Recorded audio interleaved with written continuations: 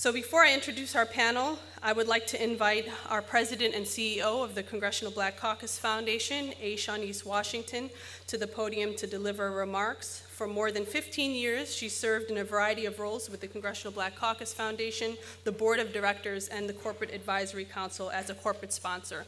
Please give Ms. Washington an applause.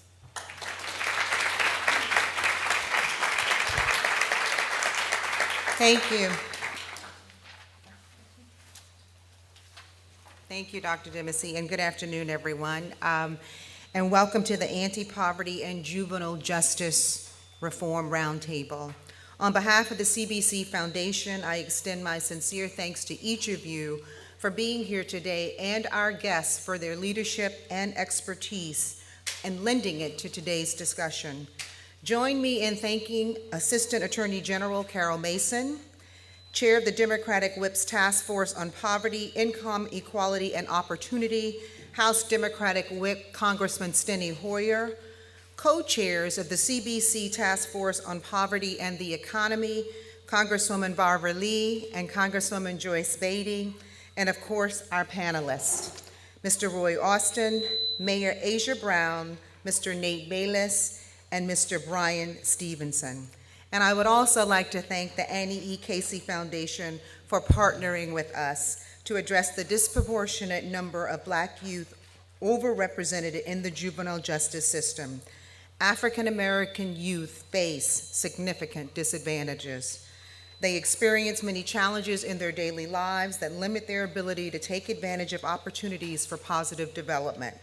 This unfortunately increases their likelihood of entering the juvenile justice system. Today's conversation brings together some of the nation's greatest minds to explore progressive policy solutions and practices that will work to eradicate the poverty to prison pipeline. Again, thank you all for being here with us this afternoon, and I hope you enjoyed today's discussion.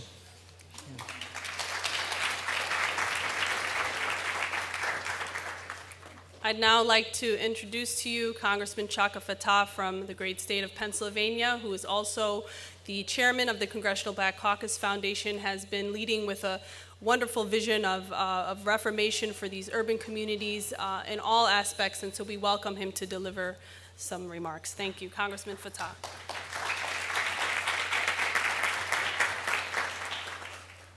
Well, I'm going to be brief because we want to hear from our panelists, and especially want to hear the remarks from the Assistant Attorney General. Carol Mason, welcome to the Hill, and we look forward to your remarks. The Foundation is excited about continuing our partnership with Annie B. Casey. This is a forum in which we're going to be able to delve into some very important issues, and I want to welcome the mayor, who's probably one of the most exciting elected officials in the country, the mayor of Compton. Welcome here to the Hill.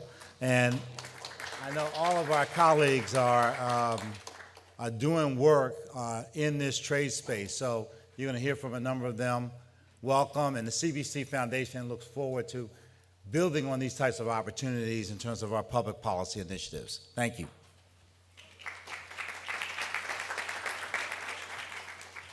Thank you, Congressman Fattah. I now have the wonderful pleasure to invite to you my former boss, one of the leading voices on anti-poverty and juvenile justice reform, both domestically and across the globe. That would be Congresswoman Barbara Lee, who, let's give her a hand.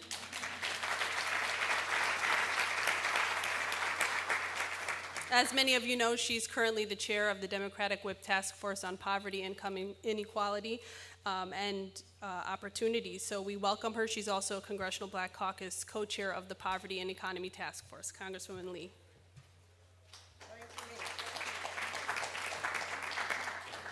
Thank you very much. Good afternoon. First, let me just say, Mina, very proud of you. Mina is a wonderful example of the foundation and why we work so hard to support the foundation in its overall efforts to really train the next generation of leaders. So congratulations on your work. Let me thank all of you for being here today. Also the Annie B.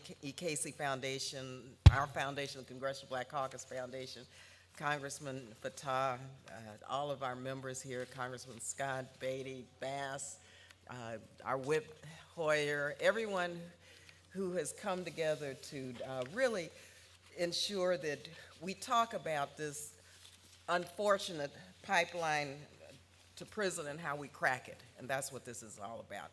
To Shanice, thank you very much for really taking the foundation to the next level. It's doing wonderful work on so many fronts, and especially on supporting a policy agenda that's going to make some real systemic and some structural changes, and that's what needs to happen in our country if, in fact, we're going to crack this pipeline. We know that the key pathway out of poverty for children, aside from a good paying job with benefits for their parents, is equal access to high quality public school education. But that access simply isn't there for many of our kids when many of them are being systematically removed from classrooms at the earliest ages. Earlier this year, and some of these statistics are startling for me, when you look at what these statistics have shown. The Department of Education released the results from Civil Rights Data Survey. It showed that despite making up only 18% of enrollees, African American students represented 42% of preschool, mind you, preschool students suspended once, and nearly half of the students suspended more than once. That's preschool. That's 4 years old, 4 and 5 year old kids. That's unacceptable. And results in our children equally being fed into the school to prison pipeline at ages as young as 4 and 5 years old. It shows that at no age are our children safe from being labeled unteachable, uncontrollable, and ultimately criminal. And so that's why Congressman Bobby Scott's work has been so important in this overall effort in terms of ensuring that there are alternatives, that we look at prevention and ensuring that our kids have a pathway into the quality of life and the middle class that they so deserve. That's why investing in summer youth programs and training and all of the efforts that my brother's keeper is promoting, that's why this is so important. All of the work around foster care, the work that Congresswoman Karen Bass is doing. I mean, all of these issues intersect, though, with poverty. And there's a direct connection with low-income families, people living below the poverty line, and it's so important that the foundation continue to talk about this nexus between poverty and criminal justice and pathways out of poverty so that our kids can have a pathway into living the life that they so deserve. I want to thank our panelists also for being here and for spending some time with us today. It's so important that we hear from experts because, well, there's a lot of noise right now here on the Hill when you talk about what's taking place as it relates to poverty. Congressman Steny Hoyer, our whip, I want to thank you for being here because he really, and all of our leadership, they get what it means to be not only fighting for the middle class, but for those fighting and aspiring to be in the middle class, those who are low income, those who are poor, those kids who have been marginalized and who have been left out of the mix. Well, they want to live the American dream, and they haven't had those opportunities, and those barriers are still there. Finally, I just have to say, I think it's going to be Thursday or Friday, we're going to drop our comprehensive legislation, which is a bill that 7 or 8 members of Congress, including members here in the Congressional Black Caucus, have put together. Congressman George Miller, Keith Ellison, Gwen Moore, Frederica Wilson, Bobby Scott, Congresswoman DeLar.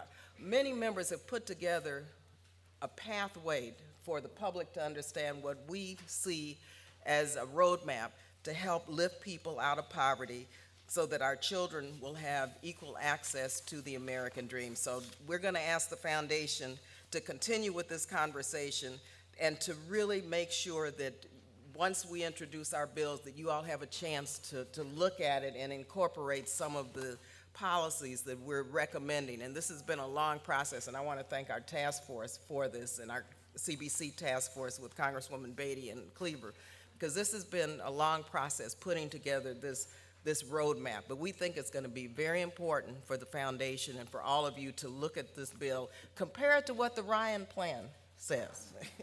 And then you'll see the stark contrast and who's for real.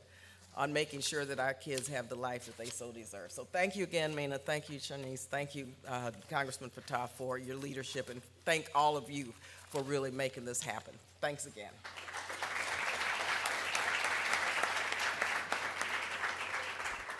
Thank you, Congressman Lee, and thank you for working in cooperation with us to have this event today. I would now like to introduce to you Congressman Joyce Beatty from my great state of Ohio, from the 3rd District. She is also CBC co-chair of the Poverty and Economy Task Force, someone who will continue to make waves since she has entered the halls of Congress, just like she did when she became the first woman Democratic leader in the Ohio General Assembly. So please put your hands together for Congresswoman Beatty.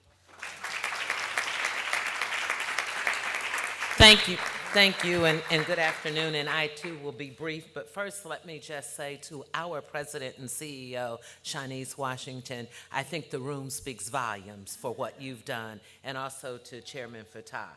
To all of my other colleagues who are here, but let me certainly mention Congresswoman Barbara Lee and our leader, Steny Hoyer, for being here and what they do, not only with the Congressional Black Caucus, but with our Democratic Caucus. Let me just say, I am honored to serve as one of the co-chairs of the Congressional Black Caucus Task Force on Poverty and the Economy, and to be here today to witness this panel.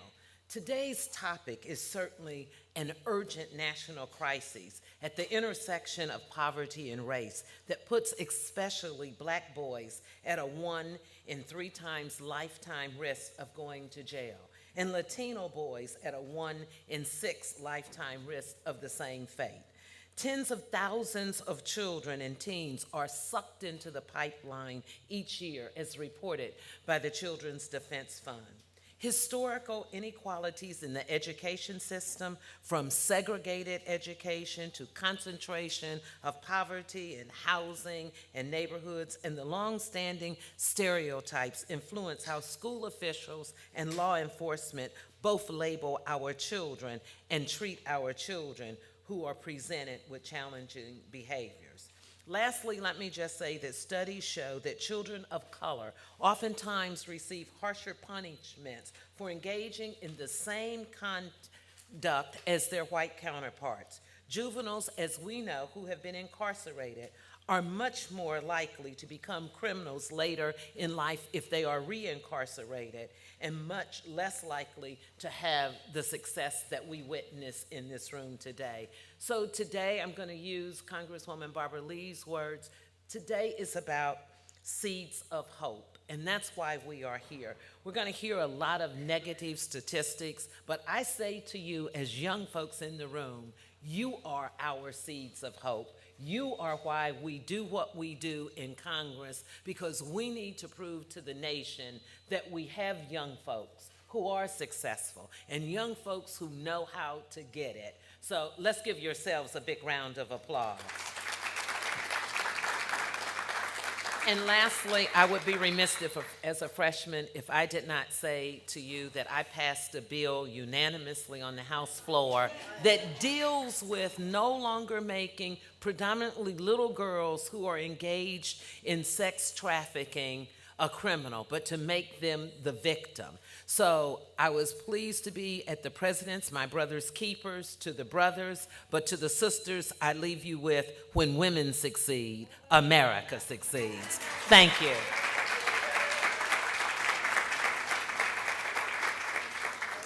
Thank you, Congresswoman Beatty.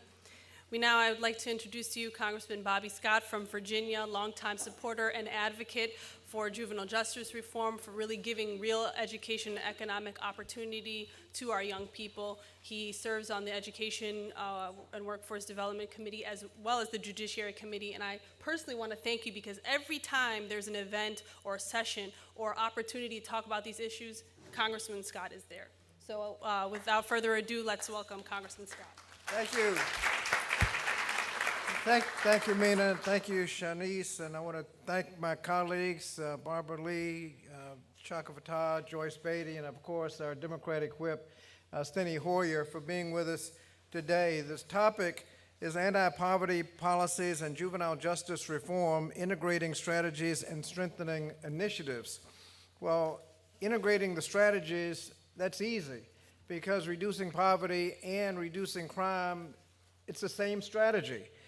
Because those things that reduce poverty will reduce crime. That's because that's a long-term, comprehensive, evidence-based, cost-effective approach to get young people on the right track and keep them on the right track, the kind of things that Annie E. Casey is famous for, getting young people on the right track and keeping them on the right track and saving money in the process. It's out of what the Children's Defense Fund calls the cradle-to-prison pipeline and get them into a cradle-to-college and career pipeline. We know we can do that with a strategy called primary prevention, empowering young people with education, making the investments early, getting them on the right track, and keeping them on the right track, and avoiding what I read in a book were called rotten outcomes, that is, dropping out, delinquency, drugs, suicide, teen pregnancy. The same strategy to deal with any of those gets rid of all of those. And so we have a choice. We can have slogans and sound bites in crime policy that's led us to the point where we lock up a higher portion of our population than any country on earth. According to the Pew Research, we got so many people in jail that it's actually counterproductive. We're messing up so many families, wasting so much money, so many people have felony records, that we're actually adding to crime, locking up so many people, because we got all these slogans and sound bites, like mandatory minimum sentences. That's been studied, doesn't do anything to reduce crime, discriminates against minority, wastes the taxpayers' money, and often requires judges to impose sentences that violate common sense. And every time you turn around in the crime bill, they got more mandatory minimums in there. We got trying more children as adults. That's been studied. That adds to crime. Zero tolerance, that adds to crime. Resource officers perpetuates the school to prison pipeline. All of those counterproductive slogans just load up the prisons but do nothing to reduce crime. We can take the other choice and invest in prevention and early intervention and reduce crime and save money. The Youth Promise Act is a comprehensive, evidence-based, proactive approach, and that kind of thing can reduce crime and save money. And so we have a choice. We can perpetuate these slogans and sound bites that do nothing to reduce crime, run up the prison population, and waste the taxpayers' money, or we can use a portion of that money for prevention and early intervention and actually do something. This forum will help us make the right choice. Thank you. Thank you, Congressman Scott. I would now like to introduce the Democratic Whip in the United States House of Representatives, Congressman Steny Hoyer from Maryland. And we also, on behalf of the Congressional Black Caucus Foundation, commend you for really setting a platform to discuss these issues by creating the Task Force on Poverty, Income, Inequality, and Opportunity. Thank you, Congressman Hoyer. Well, thank you so much. I'm pleased to be here, and I'm pleased to see so many young people coming here. The older people aren't doing so well, in case you hadn't noticed. We need a little input from those who are idealistic and want to get things done to make a difference in our country. So I'm pleased to be here. I'm pleased to be here, of course, with my dear friend and colleague Barbara Lee, who is doing such an extraordinary leadership job with our task force on poverty and opportunity and income inequality. Chaka Fattah, thank you for what you've done. Chaka and I have had an opportunity to be in his city in Philadelphia, visiting some young people who are really making a difference in a positive, productive way. Joyce Beatty, the co-chair, thank you very much for your co-chairing the task force along with Chaka. Bobby Scott, Bobby Scott's going to be the chairman of the Education and Labor Committee in the next Congress of the United States.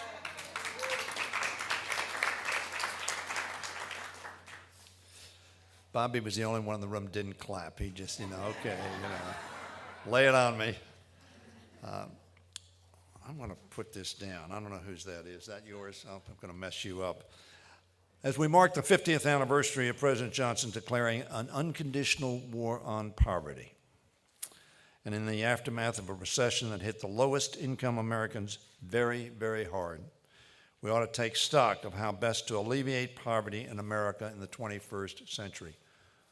We did not lose the war on poverty. We sounded retreat.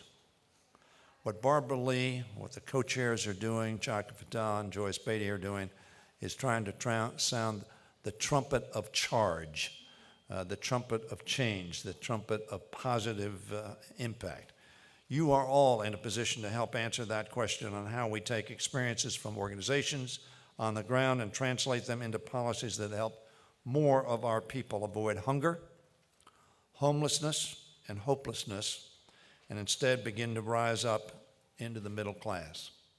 We lament the shrinkage of the middle class, but the way you're going to expand the middle class is to make sure that those, as Barbara Lee points out all the time, that those who are not in the middle class, but who aspire to be, are given the power to do so.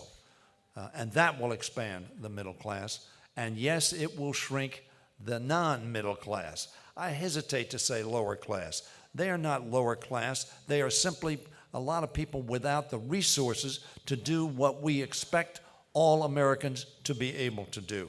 One of the challenges we find, which is the focus of today's panel, is the relationship between poverty and juvenile incarceration.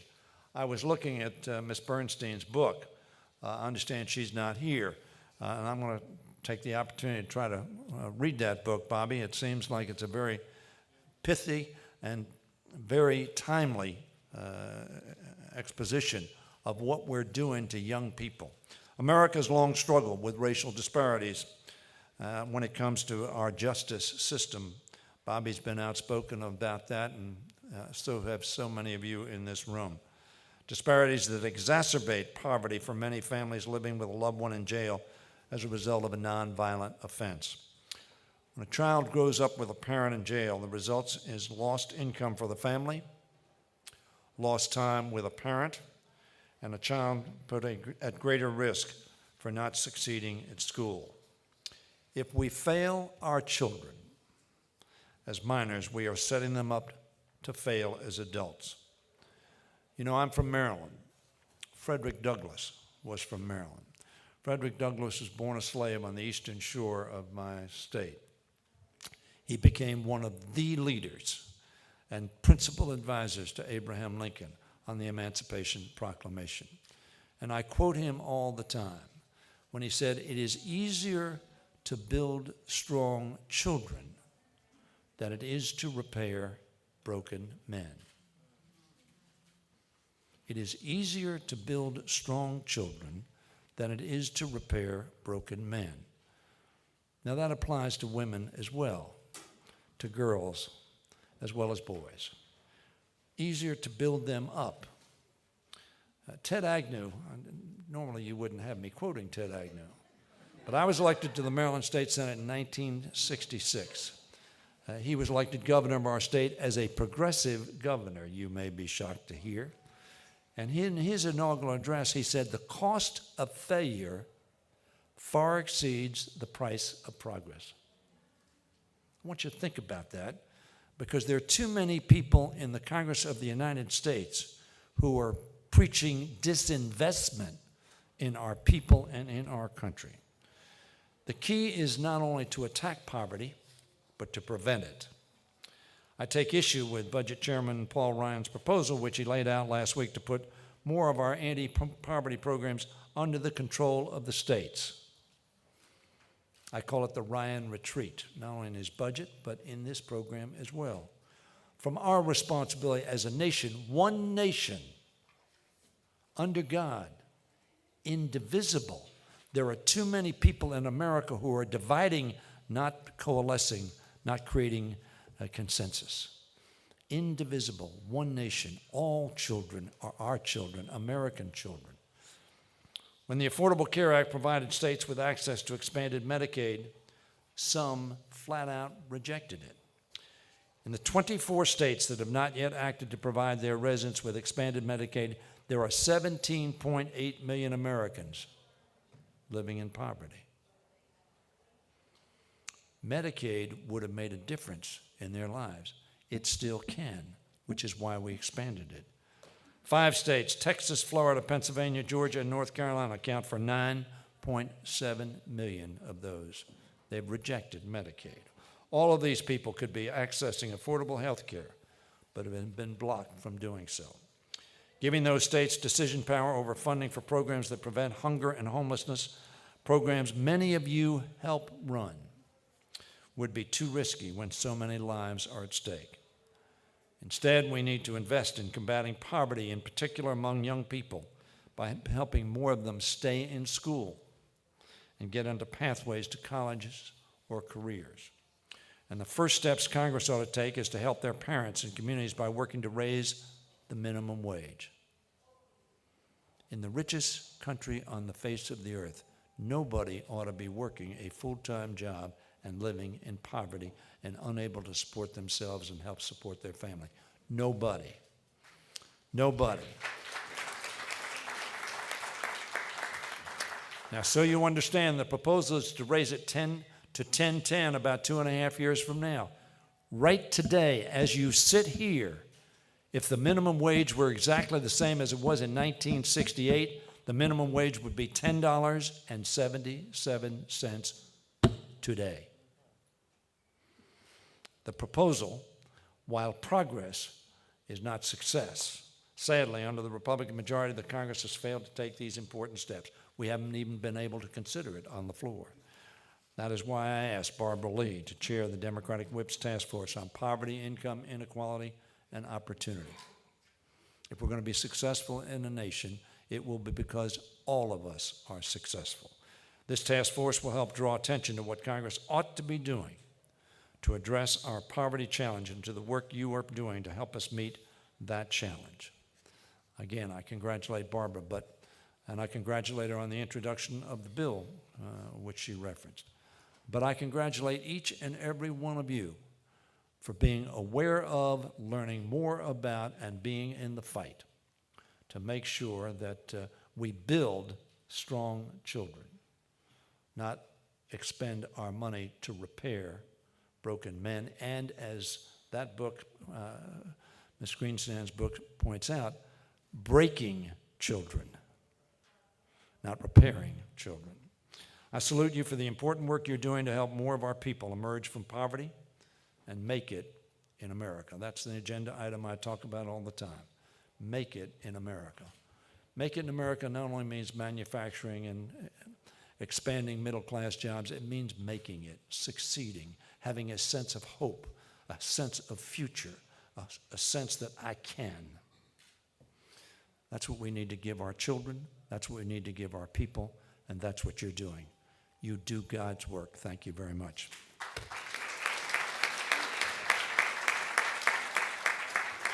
Thank you, Congressman Hoyer.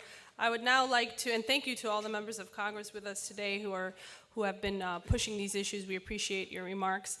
I'd now like to introduce to everyone the Assistant Attorney General of the United States, Assistant Attorney General Carol V. Mason, who was nominated in her position for the Office of Justice Programs by President Barack Obama on February 13th, 2013. As head of the Office of Justice Programs, she oversees an annual budget of more than $2 billion dedicated to supporting state, local, and tribal community criminal justice agencies, an array of juvenile justice programs, a wide range of research, evaluation, and statistical efforts, and comprehensive services for crime victims.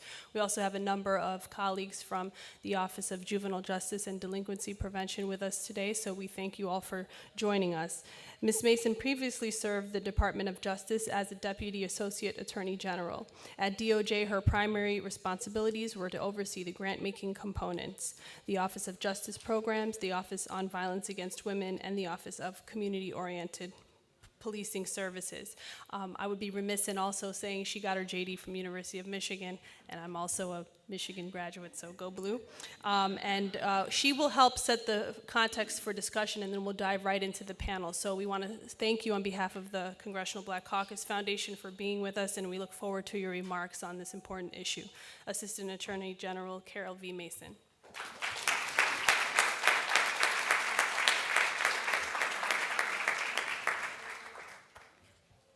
Move this down, and I know that you really can't see me over this podium, but Representative Barbara Lee understands that, don't you? So good afternoon, and thank you for that gracious introduction, Dr. Menasee. And I'm going to diverge 1 minute, which always worries people on my team when I diverge from my prepared remarks, but I've got to recognize my little sister, who is our host today, Lisa Hamilton. We have known each other over 20 years, And I want you to know that she's been talking about these issues for over 20 years. And so it is wonderful to be in a place where she and I can do this wonderful work together with all of you. So please join me in thanking Lisa again. I'm delighted to be here and thrilled to join so many distinguished members of Congress and their staff.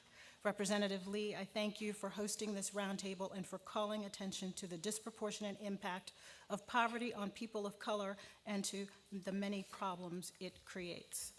Representative Hoyer, Representative Fattah, Representative Beatty, and Representative Scott, I'm grateful to all of you as well for shining a bright light on these issues and for your leadership in Congress on behalf of all Americans. And I have to tell you that I've been in this job a little more than a year, and I'd only been on the job less than a month when I had my first public speaking engagement, which was also for the Congressional Black Caucus. So I have to thank you all for, it was on dealing with reducing violence in our communities and among our young people. So I have to thank the Congressional Black Caucus for always shining a light on the issues that we all care about and that I'm here to deal with. And I know that with a group like this, the folks in this room, and particularly this panel that I'm excited about hearing from, I've got my notebook ready to take copious notes because we're here to learn from you all. And I know that with the support of everybody in this room and the energy of everybody in this room, we're going to tackle this problem. And one more digression. I want to make sure that you all know who Bob Listenby is. Bob, could you stand up a second? So Bob Listenby is the administrator of the Office on Juvenile Justice and Delinquency Prevention. And I know that James Brown is called the hardest working man in show business. Bob Listenby is the hardest working man at the Department of Justice. He is so passionate about these issues, and I don't know how he keeps the pace he does, but thank you for the great work that you do on these issues, and he's here to take notes as well. So I am encouraged to see the gathering of recognized leaders and committed advocates all working together to highlight and address the problems facing the poor and disadvantaged. I'm especially pleased to see your focus on the issues facing our young people, particularly those who are at risk for coming into contact with the juvenile justice system. And one more soapbox that I think everybody recognizes because that's why you're here. If we can tackle this problem with our youth, we can stop the criminal justice issues. You know, we can end this cycle, end the pipeline into our criminal justice system if we focus on the young people. And I know that means we also have to focus on their families and their parents, but if we tackle and we really give these young folks an opportunity and make them understand that we care about them and that they are our future, then we can change everything. So we know there's a strong link between poverty and the involvement with the justice system, and until we find a solution to the one, we will struggle mightily to solve the other. Of course, the answers to these problems are not easy. If they were, we'd be looking for something else to talk about today, and I look forward to the day when we have something else to talk about. But I think the most promising starting point we have is the assurance of a solid education. You've heard that theme mentioned several times already, and I know that you'll continue to hear that theme echoed over and over again today. It's a truism that education is the key to success. So then we have to wonder, why are so many of our children having a hard time getting one? And we have to wonder why, when our kids are in school, they are often hustled out the door for minor infractions and ordinary behavior, which you've already heard a little bit about today as well. A 2001 study in Texas that tracked students over the course of 6 years found that 60%, as I said, 60% were suspended or expelled at some point in middle or high school. And most of these suspensions and expulsions were the result of simple violations of schools' codes of conduct, like using tobacco or acting out. Now, I want you to raise your hand if you didn't act out when you were in school. Right. The difference is, and you've heard the president talk about this many times, the difference is we had a supportive culture, a supportive environment, that when we did the wrong thing, people helped get us back on the right path. And that's why we're all here today, to figure out how do we do that with our young people today. The zero tolerance policies that you've heard about disproportionately penalize minority students. Studies show that Black middle school students are suspended nearly 4 times more often than white youth, and Latino youth are roughly twice as likely to be suspended or expelled. Think about that. We've already established that education is the key. And what are we doing? We're kicking our kids out of school instead of helping them stay in school and get the education that they need. And the result isn't simply that they're missing the opportunity to learn and grow, which is bad enough. In many instances, they are being put on a path that leads them often directly to arrest and often confinement. Too often, youthful indiscretions that should be dealt with by schools or in the home have become matters for the court. Too many of our young men are being dispatched to our criminal and juvenile justice systems. In too many cases, that would be the last resort. What should be the last resort is actually the first resort, and this has to change. That's why I'm proud that the Department of Justice, under the leadership of our Attorney General, is taking steps to restore some common sense to our school disciplinary practices. Under the Supportive School Discipline Initiative that you heard about, we're working closely with our partners at the Department of Education to try and foster safe, supportive, and productive learning environments while keeping kids in school. We've issued guidance to school districts on steps they can take to reform zero-tolerance discipline policies, and we are making $5 million available this year to promote positive behaviors and increase school safety. Our goal in all of this is to keep young people in school and out of court, and more importantly, on a path to success. This work is all part of the President's My Brother's Keeper initiative, which is designed to give every young person who is willing to work hard and play by the rules the chance to reach his or her full potential. Across the federal government, through partnerships with private foundations, we're working to give kids the advantages that many of them have never had and help them succeed. This is something about which the President is very passionate. He's pulling out all the stops to address the challenges our young people face. And there's another opportunity for us to use education to influence positive outcomes for at-risk youth, and that's by expanding access to learning in our juvenile confinement facilities. Whether a youth is sent away for more than a year to a state juvenile correctional facility or spends a night or two in a local detention center and is released to community supervision, the impact on his or her development can be significant. And in many cases, these youth never return to school. As part of the work of the Federal Interagency Reentry Council, the Attorney General and the Secretary of Education just last month sent a joint letter to every state school chief and every state attorney general signaling our commitment to ensure that confined youth have access to high-quality educational services. And there will be more coming out about that in the next few months from both the Department of Justice and from the Department of Education. While too many youth in confinement don't have access to quality education, and keep remembering when I'm saying quality education, it's not just enough to have education. It's got to be the right kind to address the needs of the kids who are in these facilities, and it can't be monolithic. We've got to figure out how do we deal with each child with what each child needs. For example, the Maya Angelou Academy at the New Beginnings Youth Development Center in Washington, D.C. provides all youth with the opportunity to take English, math, science, and social studies classes that are aligned with the D.C. public school standards.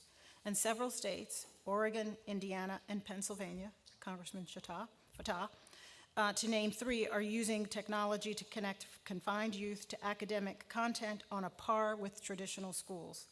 For our part, the Office of Juvenile Justice and Delinquency Prevention and the Department of Education are collaborating to design an evidence-based education model for returning youth and to support demonstration projects in selected jurisdictions. These are promising trends, and I am optimistic, really, because you're here. And we're moving in the right direction in ensuring that the quality education for confined youth and for all young people are what they need to succeed. A child's future success is determined by many things: a supportive family, a strong social network, his or her own initiative, and the opportunity to be part of something larger. A solid education to take its place at the top of that list.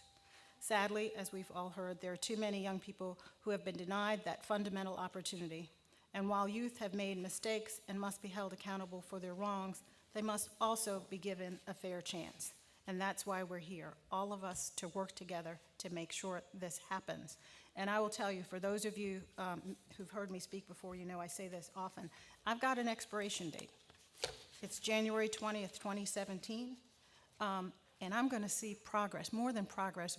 We're going to have a different conversation in 2017 about how successful we've been, and we're going to tackle the next problem. Because with the support of a panel like this And everybody in this room, we can do this. And so I'm counting on you all, because in 2017, we're going to have a success story that we're all going to be celebrating. So thank you.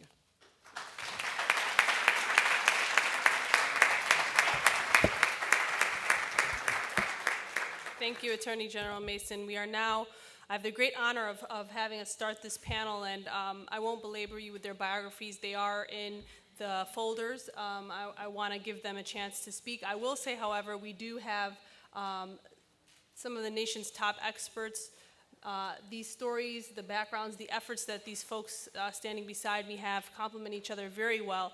And, you know, we've been at this place before. There are a number of folks who are 50 years in since President LBJ's War on Poverty declaration. We've got folks pushing the anti-poverty piece. We have other folks pushing the juvenile justice piece. The people in this room sit at the nexus of race, poverty, and juvenile justice reform. So we get it. We get it. You guys get it. You all get it. And the idea is that there are examples. There is a blueprint. There are things that are working, and we need to lift those stories up, find out what works, you know, educate and replicate what's working, and while we at the same time are critiquing and what doesn't work, right? So without further ado, I want to introduce our first panelists. Each one will briefly make remarks, and then we'll open it up for a conversation. That's the best way to go. So I'd like to introduce to you Mr. Roy Austin from the White House, Deputy Assistant to the President for Urban Affairs, Justice, and Opportunity with the White House Domestic Policy Council. Mr. Austin.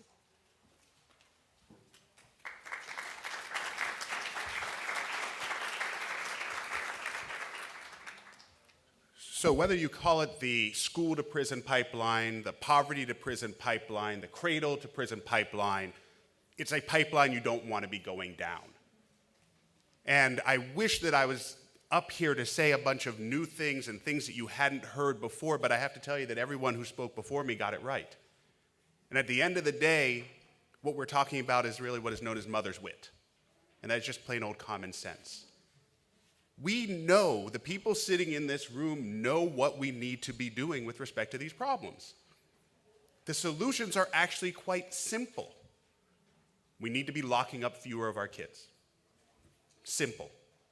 We need to make sure the kids who do get locked up get an education, get the mental health treatment that they need. Simple. I say simple, but I'm not saying that this is easy, because these solutions require some courage. They require courage around this country to not just take the simple solution or the easy solution and lock kids up. It takes real courage to say, I'm not going to look for immediate gratification, but I'm going to look at the long-term gratification that comes when our youth have real opportunities. Let me thank the CBC Foundation, Congresswoman Lee, my partners at the Department of Justice, Carol Mason, Bob Listenby, Ronald Davis, who is not here, but real partnership of people who really do get it, really know what works in this space. So let's talk about where we are right now. Since the recession, 9.7 million jobs have been created, 52 straight weeks of job growth. That is part of the solution to poverty. The unemployment rate down from 10% to 6.1%. When people have jobs, you're helping to solve for poverty. Foreclosures down to, foreclosures and short sales down to 11% from 15% a year ago. Those are solutions. Those are getting us where we need to go. But obviously, we're not there yet. Obviously, we have a great deal more to do. When the top 1% has 43 times greater income than the bottom 20%, we are not there yet. We have serious problems with mobility right now. You know, we love to talk about the fact that if you work hard and you play by the rules, that you should be able to get to the top. That's what America is supposed to be about. But for too many of our youth and too many of our families, if you work hard and you play by the rules, you're still stuck. You can't climb out of poverty because you work hard and you play by the rules at a bad school, you're leaving with a bad education. If you work hard and you play by the rules and the police are following you around, you're still going to end up getting locked up.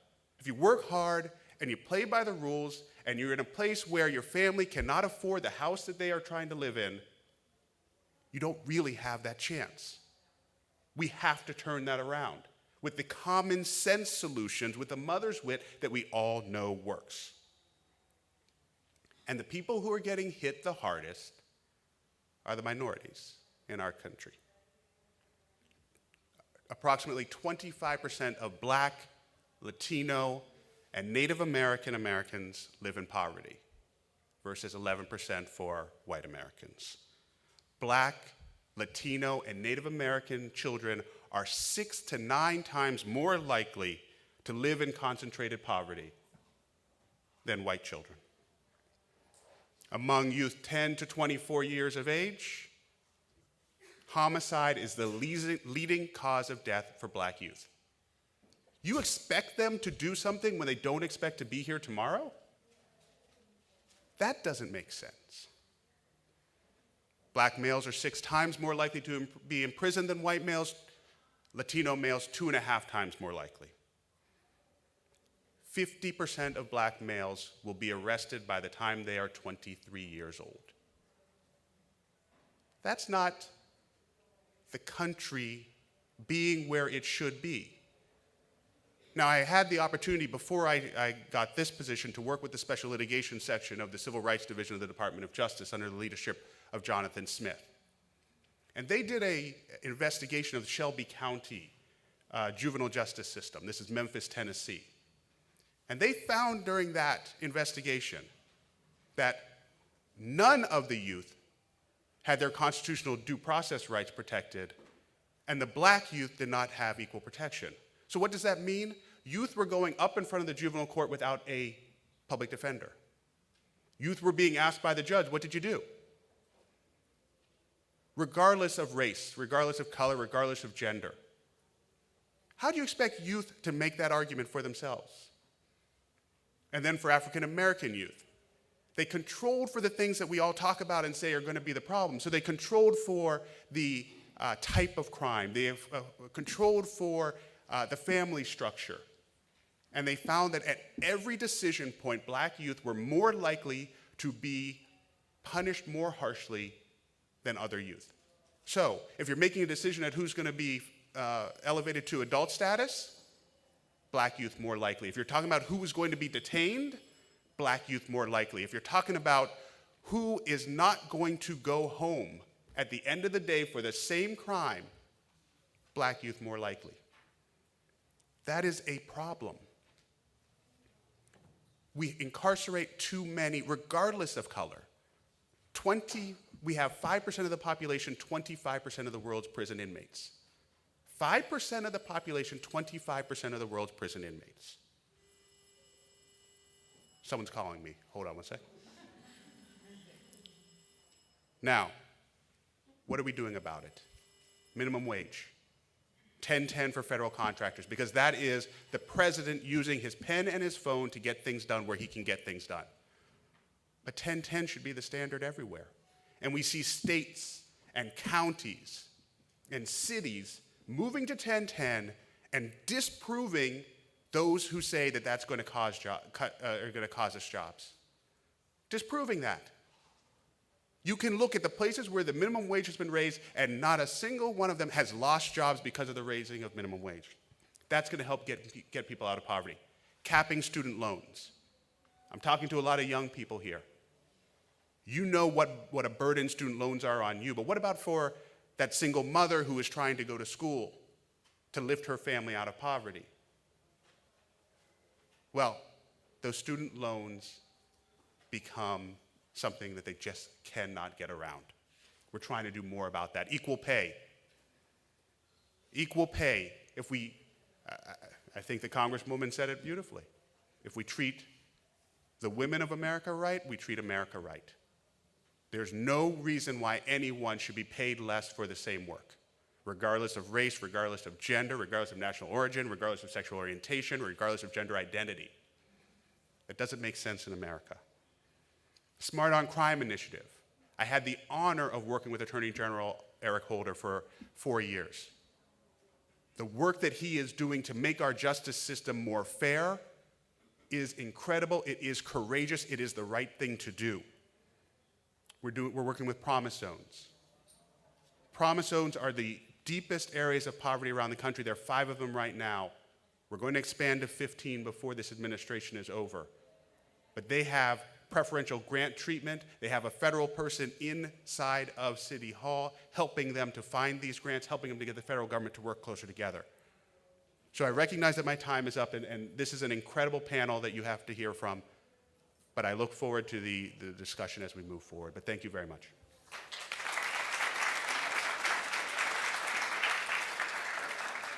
Thank you, Mr. Austin. We appreciate your comments. Next, I'd like to introduce to you Mr. Nate Bayless, the director at the Annie E. Casey Foundation for their Juvenile Justice Strategy Group, and I welcome his remarks. He'll be using PowerPoint slides, so we'll set them up right here. Please give him a warm welcome of applause.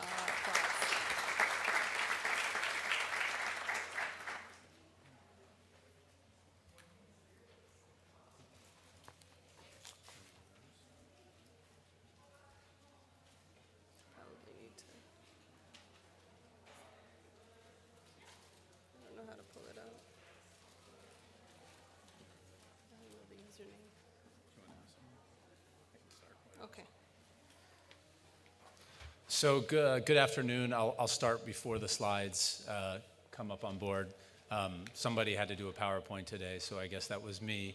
And I wanted to dive into some of the data that people are talking about in the juvenile justice system specifically. But before we get there, I just want to thank everyone here for having us. It's wonderful that the Annie Casey Foundation can help sponsor these types of events. You know, our approach at the Casey Foundation on juvenile justice is almost entirely focused on safely reducing the use of confinement, whether that's at the front end of the system or whether it's at the what we would call the deep end of the system when kids are sentenced after being found guilty of crimes. It's based on the notion, not just on the research that shows how bad incarceration is, but it's based on the notion that's connected to all of our work at the Casey Foundation, which is really that kids do best when they're raised in families, not institutions, that we have lots of reasons to believe that, but it's also a value as well. And that our use of secure detention at the front end of the system and incarceration at the back end of the system has been a uniquely bad public policy among many bad public policies. We're talking about oftentimes dangerous and abusive facilities, as the book Burning Down the House will surely open everybody's eyes to.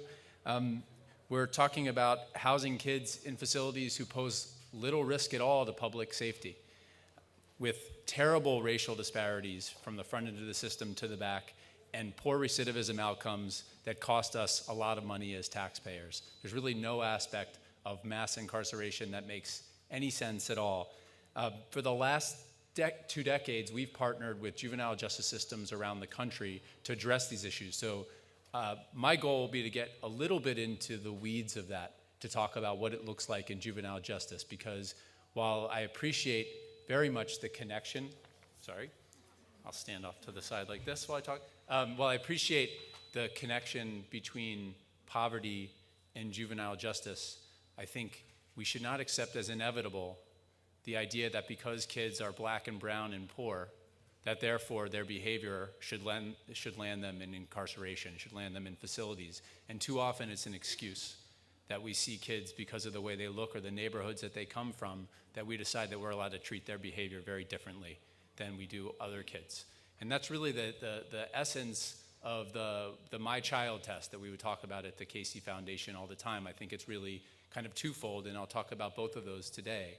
But the first is, would we ever be okay with putting one of our own kids in a facility like it was referenced in Burning Down the House? But I actually think it's sort of more powerful the other way, which is to say, when it's our own kid, don't we expect so much more than the prevention of something bad?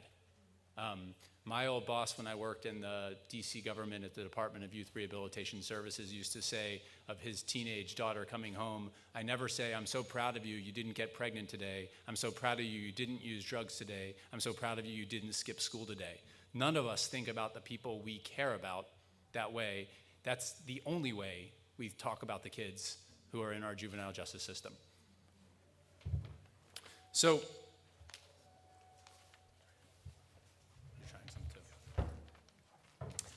trying passwords. We're not quite there yet. Before I get to the data, I just want to say when I asked my colleagues what I should do in terms of a presentation, a lot of them said, go to what we know. Go to what we know from the sites. That was one piece of advice. The other piece was don't talk after Brian Stevenson. And they didn't say don't talk after Roy Austin, so I will apologize. So the good news, and it looks like we're online, but the good news, as we'll see in a second, as we're referencing, is that juvenile incarceration is down a great deal. It's been down a lot over the last 5 years in particular, but really over the last 15 years as a whole. Thank you. The youth confinement rate overall is down 50%, which is remarkable. In a field like justice, where our ambitions are usually much more limited, that's a sea change to see that much happen over a pretty brief period of time. And not only are we seeing these results, but as we know, we now have a pretty big bandwagon of people who want to talk about de-incarceration, who want to talk about criminal justice reform or juvenile justice reform, that it's not just on the left, but it's on the right as well. And that's a good thing. That's something we should be happy about. It's something that we should be proud of. But we can't pretend that kids are experiencing this change in the same way. Black kids, Latino kids, Native kids have a very different juvenile justice experience, as do white kids in this country. And if we look at the rate of incarceration, we can all be excited that kids overall are far less likely to be locked up than they would have been 15 years ago. And black kids have enjoyed those changes as well overall as a population. We see a huge change in the percentage or rate of African American kids who get locked up in this country. However, it's 5 times the rate of white kids, and I think even more disturbing is that it's more than double the rate of white kids in 1997, at the peak of our era of mass incarceration of kids. So we're doing worse than we were for white kids just 15 years ago when it comes to black kids in this country and how we're treating them in the juvenile justice system. And I raise this, and it's the reason why I'm talking about it today, because I fear that as we talk about juvenile justice reform and we pat ourselves on the back for the really good changes that have happened in the system, we too often don't look at it by race. And unless we are intentional, and this is what I want to get into details about, we won't actually see outcomes that we want to see for black and brown kids. So I'm going to get into, for a second, some of the places we work in. We work in about 300 counties in 39 states around the country on detention reform, on working on the deep end of the system as well. And this is from a big jurisdiction in the Midwest. And this is something, I'm going to tell you the 2 things that are happening in this chart right now that are great things, that over 2 years, the number of arrests are down considerably, down 30% in just 2 years in this jurisdiction. And even with those number of kids being arrested having gone down, the percentage of kids who are arrested who get prosecuted has also gone down from 60% to 40%. That's great. That's the kind of stuff we want to see. We don't need to prosecute every kid who gets arrested when there are all kinds of things that could divert them from the system, they get better outcomes, and keep them out of the system in the long term. When we look at it by race, what's happened over that same time period, what we see is that the benefits of this new change in policy have been felt almost entirely by white kids. And I would say that none of this is actually intentional, and that's kind of the point. But when we see that, from 2010 to 2012, we see this huge change in the rate of white kids who are arrested who end up getting prosecuted. It goes from 61% to 34%, but barely a budge at all among the rate among black kids. And I point this out not because this is so unique and jarring, but because this is what we see everywhere. Right? These are the kind of things that happen all of the time.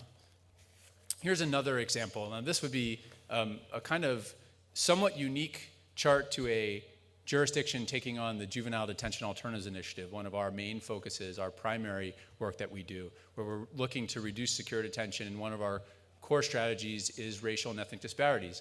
Now, this is something that we would see from place to place, Black kids make up about a quarter of the kids in this county, but they make up about 2/3 of the kids who hit the front end of the system. In a place that is focused intentionally on racial disparities, we see that the number of kids, the percentage of kids who go to secure detention who are Black is equal to the percentage of kids who get arrested, the percentage of kids who get prosecuted, the percentage of kids who get put on probation.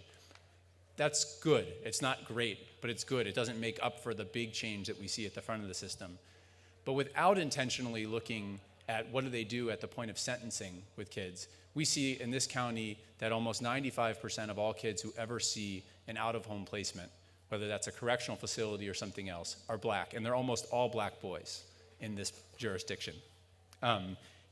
Now, when you show this type of data, when you talk about it in the system, and this is why I'm saying this is a bit into the weeds, you can imagine what the natural reaction is, which is that, well, kids have different patterns of committing crimes. This doesn't really tell you anything. It tells you the response, but it doesn't tell us what brought kids into the door. And there's oftentimes some truth in that one way or another. But what we see here is that this is looking at kids with not only the same offenses, but when we talk about evidence-based practice, the use of risk assessment tools to assess the likelihood of kids' future recidivism, their likelihood of future crime, we see the kids who have the same risk level with the same offenses have very different rates of incarceration, that a white kid has almost no chance of ever being locked up in this jurisdiction, whereas 1/3 of Black kids do. So I kind of bring up all of these just to say, I know we want to talk about solutions, and I think there are lots of solutions, and those solutions are about doing things that are race neutral. You know, objective decision making goes a long way in changing this. Our focus, we say it often, and I think the places we work don't like us to say it sometimes because they get annoyed, but our work is about changing the decision making of adults, not about changing the decision making of kids, first and foremost. That all kids do dumb things. None of us raised our hand to say we didn't do dumb things as a kid. How we respond to them is our choice. And that's something that as a country, we've done a really lousy job of when it's come to race, when it's come to poverty and the way we see kids. But it's more than that. I think my comments at the beginning about how do we see our own kids and what we want for them, while we appreciate the challenges of kids having mental health issues, of coming into the system with trauma, we too often respond with traumatic responses, right? We put them in a juvenile justice system that is almost inherently traumatic. Imagine being arrested. Imagine being in front of a probation officer when you were 14 years old. Imagine spending one night locked up in a detention center, let alone being sent away from your family. So I think a lot of what we're talking about is not just things that are focused on fixing kids, of seeing them as broken, but of seeing them as kids who can achieve, and injecting into juvenile justice things that actually can do some good and not just do things that prevent bad. So I would love to talk in more detail about all of this. I fear my time with you is up, but I just want to impress on the idea that, you know, this is a very exciting moment in juvenile justice. It is great, though, that people like Bob Listenby are putting real resources behind the idea of saying, we need to look at race while we're doing this. We can't pretend that everything will just be okay because the overall outcomes are getting better. Thank you so much.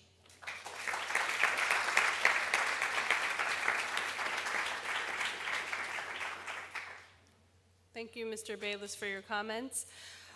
Our next panelist needs no introduction. Brian Stephen has dedicated his life to these issues. He could be anywhere but chooses to work from Montgomery, Alabama on the ground with the Equal Justice Initiative. I welcome your comments, and I would be remiss if not mentioning that not only have you been working on the ground, but you've had a tremendous legal career. And EJI's historic ruling is one of the many achievements that Mr. Stevenson is responsible for. That Supreme Court ruling held that mandatory life without parole sentences for all children 17 or younger are unconstitutional. That was a monumental breakthrough. Yes, give him a round of applause. And so we thank you for being here with us today. Or another round of applause for Mr. Brian Stevenson.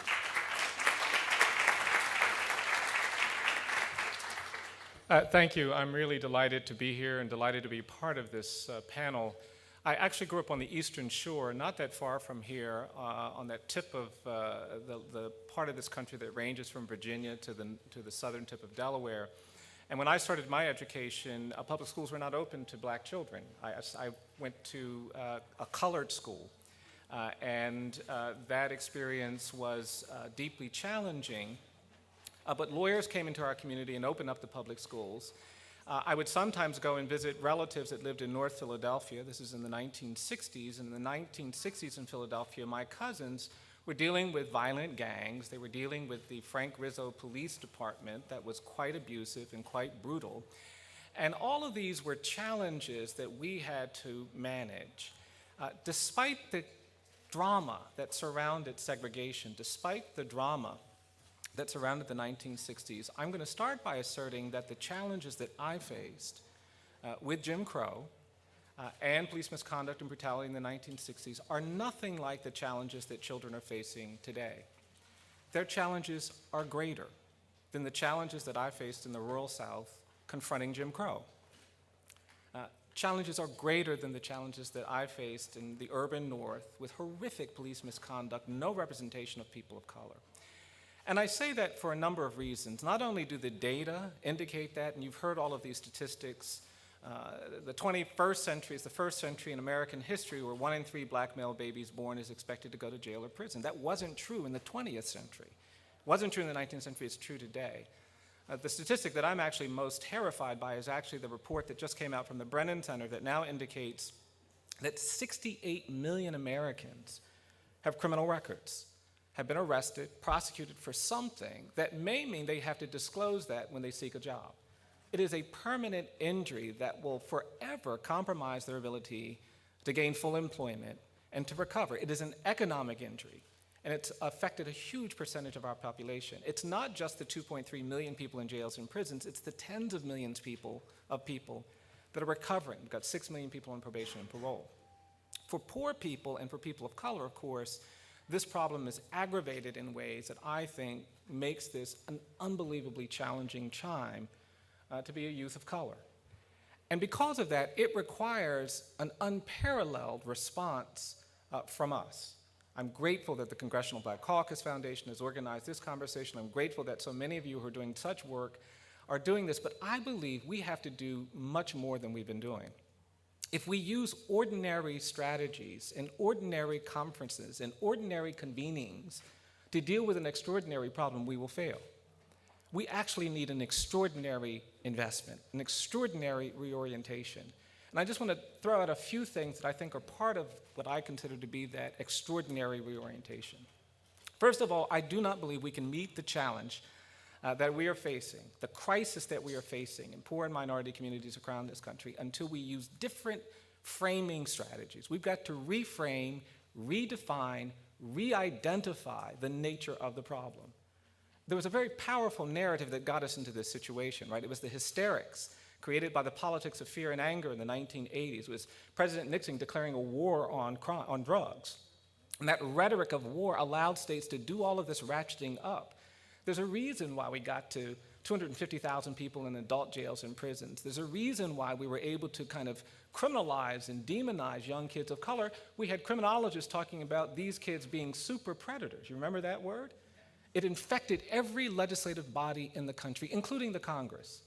This Congress still has statutes on the book that make it possible for 13-year-old children to be prosecuted as adults, still today. It's a result of this hysteria created by a framing, a narrative. And we cannot overcome this problem until we begin to reframe, re-narrate what the future ought to be. One of the great challenges that children of color in this country face is that they are born with a presumption of guilt. A presumption of guilt. It follows them wherever they go. And it doesn't matter how smart you may be. You may be through wealth and affluence and social advantages to minimize it, but that presumption of guilt will follow you. What's the strategy for how we eliminate a presumption of guilt? It's a different strategy than the strategy that we will articulate for simply reducing juvenile detention. And I'm going to suggest that that's what we have to start talking about. What's that strategy? Because there is a burden that accumulates when you are presumed guilty everywhere you go. I've had a lot of success in life, and I still get angry when I go places and I know people are presuming something about me that is unfair. I was in court in the Midwest not too long ago representing one of these kids, and I went into the courtroom. I was sitting at the counsel table waiting for the hearing to start, and the judge walked out. I'd never been to the courtroom before. The judge walked out, and the prosecutor walked out behind him. When the judge saw me sitting at the table, with the defense lawyer's table, he got angry, and he looked at me and he said, hey, you get back out there in the hall. I don't want any defendants in my courtroom until their lawyers arrive. And I looked at him and I said, oh, I'm sorry, Your Honor. I smiled. I said, my name is Brian Stevenson. I'm actually the lawyer representing someone here today. And the judge started laughing, and the prosecutor started laughing, and I made myself laugh too, because I didn't want to disadvantage my client who was about to have a hearing. Client came in, it was a young white kid, and we did the hearing. But when I left, I was antagonized. It wasn't a neutral thing. It wasn't a simple thing. It was injurious. And I've got a lot of protection. I've been a lot of places. I've got a lot of things I can point to that can protect me from feeling slighted and humiliated. But even with that, it costs something. And children in this community and communities all around this country are dealing with that day in and day out. And so we need to start talking about the strategy for dealing with these presumptions of guilt, this framing, right? We've got a whole generation of children that have been traumatized, right? We've got kids who are born into violent families. They're living in violent neighborhoods. They go to violent schools. They're in a violent community. Their life is shaped by violence. And what violence will do to you, and the threat of violence will do to you, it will distort your perception of what's real and what's imagined. You become hyper agitated by everything, hypersensitive, hyper-vigilant, and you become traumatized. You don't have to do anything bad or wrong. You are a traumatized child. And then we send them to schools where they're perceived as violent, and we re-traumatize them and further traumatize them by using resource officers that arrest them and suspect them and harass them. And the strategies of dealing with children that are not traumatized affected are very different than the strategies that we can use for children that are. And so we've got to reframe and redefine the challenge of dealing with a generation of children that have been traumatized. Every child that goes to an adult jail or prison is traumatized. And we still have 10,000 kids right now in adult jails or prisons. Most children that go to juvenile detention facilities are traumatized. And so I want to begin talking about how we are going to deal with this problem that we have created, where we have damaged children. It is a mental illness. It is a mental disability. So we're not talking about strategies or interventions that are rooted in very sound intervention, very sound evidence about how we help kids with mental disability and illness. We're not going to be successful. Now, the good news is that there's some fantastic models out there that teach us how to work with kids that are dealing with this kind of trauma. And they're unbelievably powerful in helping to correct, but we've got to frame and redefine and reshape. The second thing is that I'm persuaded that we cannot actually make progress on this until we shift the metrics. It's no longer, in my view, adequate to simply say we want to see these numbers come down and we want to see these numbers come down. We've got to create a whole new system for how we evaluate what's good and what's bad. School systems have been motivated to be evaluated by their ability to conform with standardized tests. And they think that they're a great school if they have a certain percentage of their kids that are scoring at a certain level, and we've incentivized that to the point that we've made these schools hostile to many children of color. And that's why we see unbelievably high rates of expulsion, unbelievably high rates of detention. I don't think any school should be getting awards. I don't think it should be getting medals. I don't think we should be celebrating them if their detention rates or their expulsion rates or their suspension rates are high. It ought to be the primary metric we use to evaluate the quality of a school system. And yet most school systems can't even tell you what their suspension and expulsion rates are. If we begin to shift metrics like that, we can redefine what's good and what's not good. I'm all about children who are privileged and who succeed and do well, but that's not the metric that we ought to use. I tell people all the time when I'm talking about criminal justice issues, you don't judge the character of a society by how you treat the privileged and the powerful and the celebrated and the wealthy. You ought to judge the character of a society by how you treat the poor, the condemned, the incarcerated, the vulnerable. And it's that kind of organizing the way we think about how we measure that I'm going to urge us to think, and when we deal with these institutions, we cannot, in my view, have a definition of success that doesn't radically shift what success means. And when we're throwing away children left and right, which we are not succeeding. The third thing I'm going to emphasize is that I'm persuaded that our strategies have to be relational. That is, we cannot make an impact on this growing population of children who have been affected by both psychosocial and socio-emotional challenges without developing healthier relationships. My biggest challenge when I work with kids of color and kids in poor minority communities is helping them free themselves from this expectation of incarceration. I sit down and talk with 12 and 13-year-old boys who, if I have an honest conversation with them, will tell me that they expect to be either dead or in jail or prison by the time they're 21. And it's not an irrational thing for these kids to say. They see that happening all around them. They see most of the kids in their community, their brothers, their siblings, being arrested, effectively sent away for the rest of their lives. And that expectation creates a worldview. These kids would rather be thought of as dangerous and violent than clueless about what's ahead, than slow. And they have created an identity that makes sense when you're dealing with the kinds of threats that they see, right? So we've got to create a relationship with these children that helps them actually imagine different ways forward. And if we're not all in settings where we are working with kids at risk, then we're not going to succeed. I'm very, very concerned about the formation of policies and strategies that are not actually rooted in the relational dynamics of how you get children to think differently about the challenges that they face. We've been actually imagining that you can do this both through individual relationships, mentoring relationships. There are lots of organizations that have shown the effectiveness of this, but also even relating kids to history. Our big project is actually trying to redefine our history in communities of color. African American community has an unbelievable history of confronting unbearable suffering, inhumanity, but we don't talk about it. And so we're talking about it. We're talking about slavery. We put up slavery markers and monuments all in Montgomery, Alabama, because if you came to Montgomery a few years ago, you wouldn't see anything about slavery. You'd see 59 monuments marking the Confederacy, and our biggest two high schools are Robert E. Lee High and Jefferson Davis High. They're 99% black, both of them. Confederate Memorial Day is a state holiday. Jefferson Davis's birthday is a state holiday. It's not Dr. King Day, it's Dr. King / Robert E. Lee Day in Alabama. But not a word about slavery. And so we started talking about slavery, and we want people to understand the trauma and the difficulty of slavery. And when we start working with our kids, they don't know any of this stuff. And it changes their perception about their ability to confront. We're doing a project on terror. At the end of Reconstruction, slavery didn't end, it just evolved. And we've got a narrative where we're trying to get communities to appreciate what that legacy did to people of color.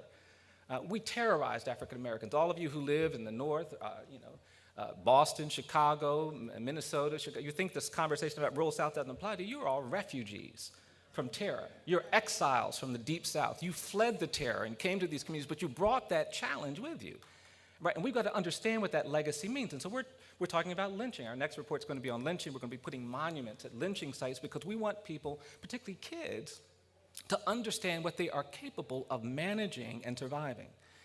And it's in these conversations that we have with some of our kids, even when they're in custody, that we begin to see this real transformation, right? It's a relationship to history that becomes empowering. And you don't empower it by sugarcoating what that history is. We got to tell the truth about the trauma we did to people of color with segregation and Jim Crow. Tell the truth about what we're doing with mass incarceration, because in that truth there is the power to reconcile yourself to it and find a way forward. And fourth and finally, I'm persuaded that we've got to have a more combative orientation in dealing with these problems. It's not a neutral concept.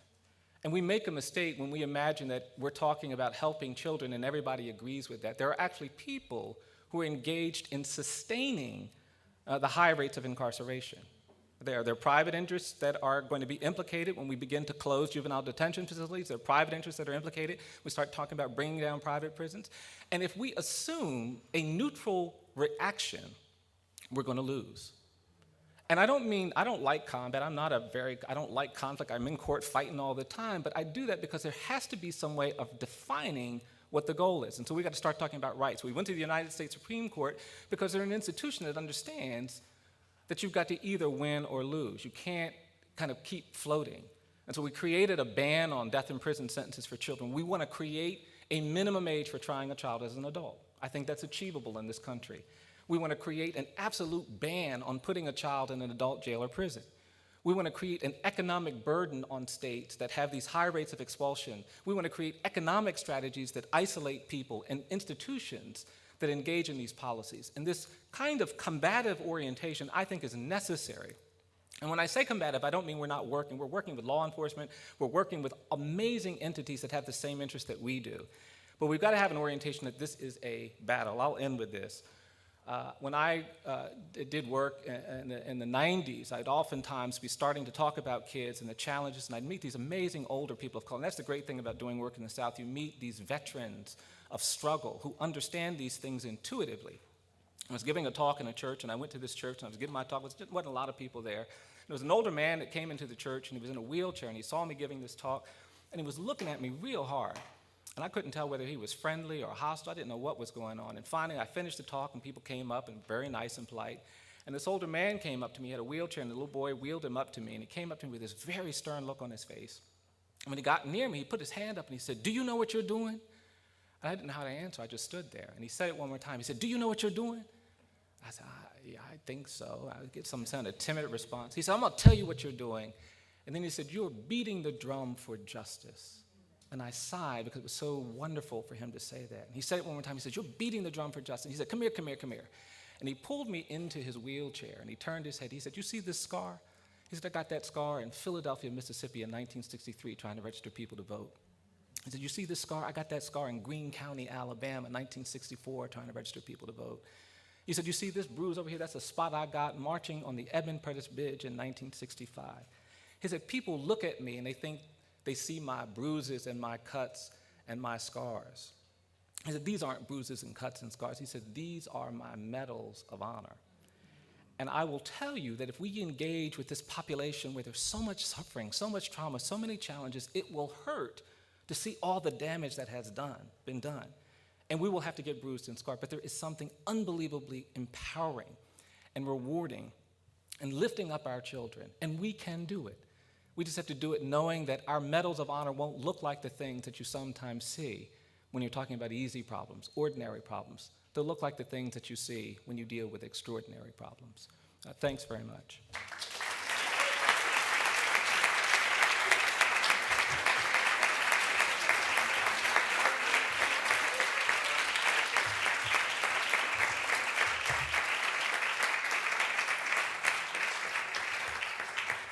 Thank you so much for the insightful comments, Mr. Stevenson. And we have one of our own medals of honor here, one of the youngest elected mayors in the country, the youngest from the city of Compton, Mayor Asia Brown, who's been on the ground fighting with these issues, a city that's been long challenged with high crime rates, urban poverty, and you are one of those people who've stepped up to the plate. Well respected for the work you do, but really at a place where you can speak to the issues on the ground, and we appreciate having you here with us and really giving us an idea of at the local level of what some of the challenges you face and the constituents you represent. So please give a round of applause for Mayor Asia Brown from the city of Compton, California.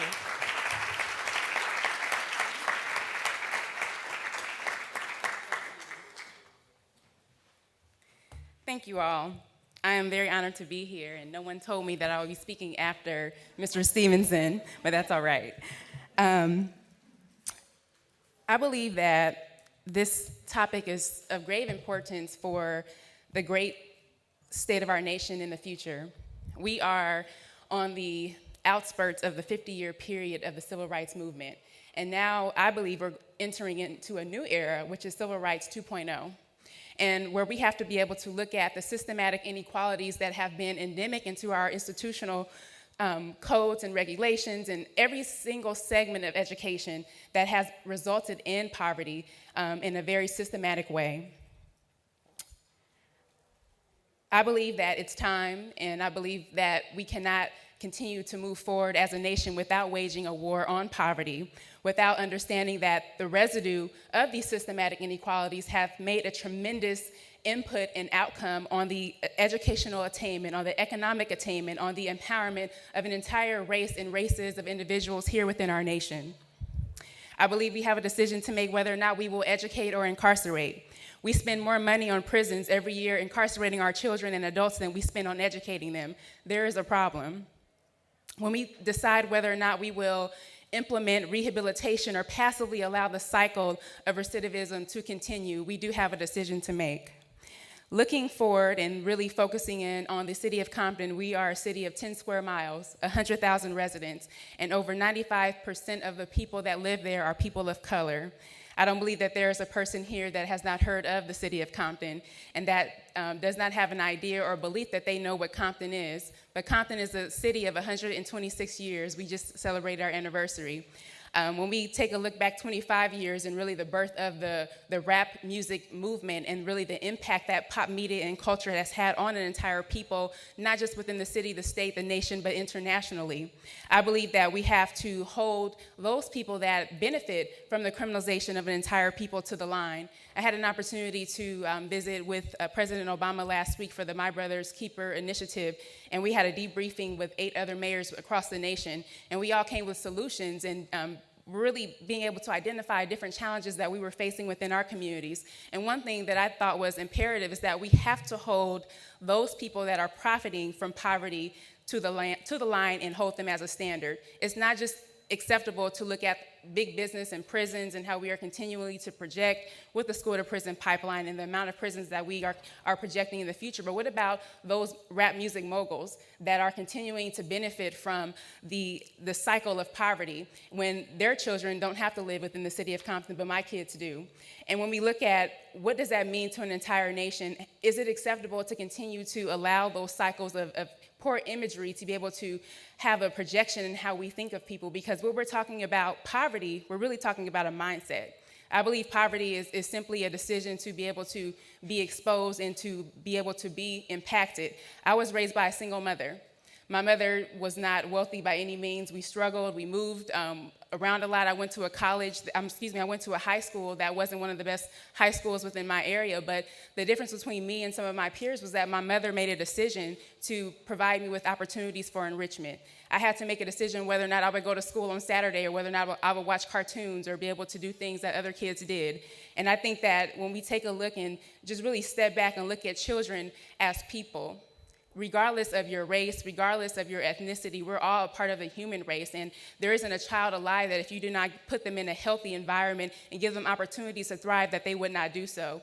And I think that when we take a look at various issues within our communities, within our nations, we have a decision of whether or not we're going to invest in our kids or whether or not we're going to continue to be very reactive and focus on the various reentry populations within our community. And I think that you cannot do one without the other. Reentry is critical in terms of really maintaining a sense of quality of life and health and safety for our community. And I'll just be able to share a few things that we're doing within the city of Compton to address all of these areas. The first thing with public safety. Last year, I started a community policing task force, and we waged a war on domestic human trafficking. We waged a war on gang violence. We have 30-plus gangs in the city of Compton, which comprises 10% of our population, so about 10,000 people.